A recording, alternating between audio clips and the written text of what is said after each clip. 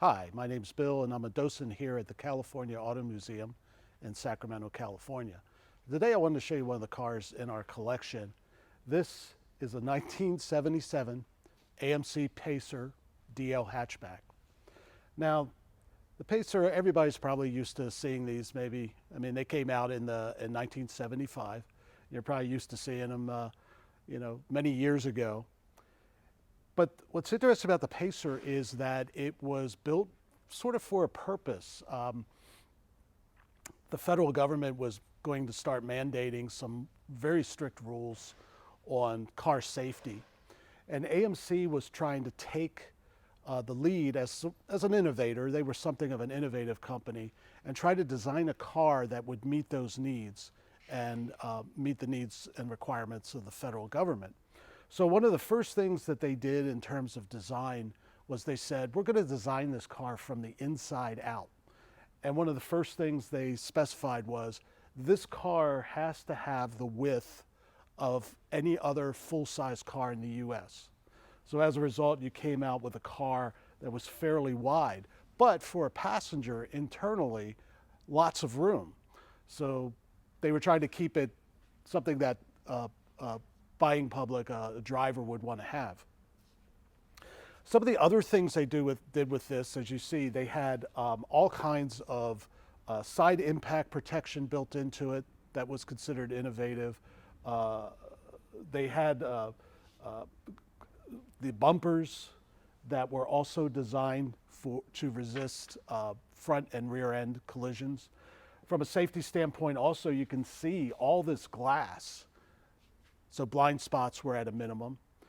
Also doing very innovative things in the design, such as since they had 4 seats and you'd have passengers in the rear, people getting in and out, they designed it so that this door is actually 4 inches longer than the door on the other side.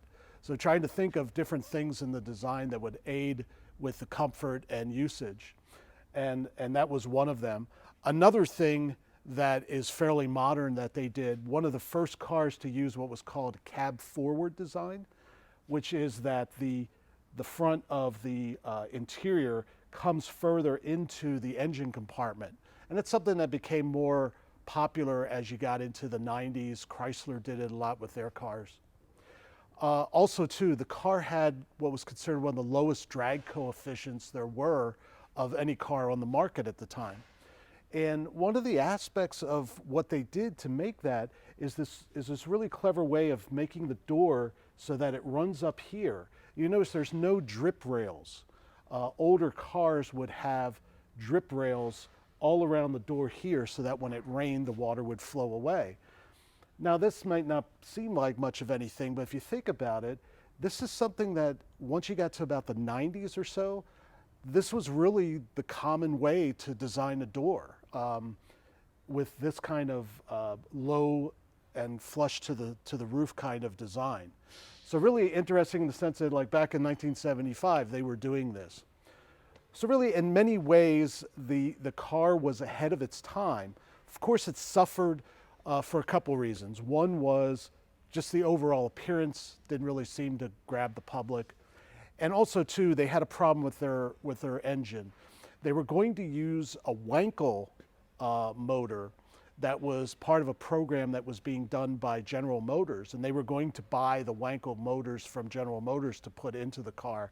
But what wound up happening was that General Motors canceled that program. So American Motors was stuck with using whatever motor they had available. And in this case, they used an inline 6-cylinder, which was very heavy, didn't have a lot of power to it, and also unfortunately was not really good with gas mileage. So unfortunately a car was ahead of its time, but not really one that took off, but had a lot of innovative design features. So please come see the AMC Pacer and all the other cars we have here when you get a chance at the California Automobile Museum. Thanks.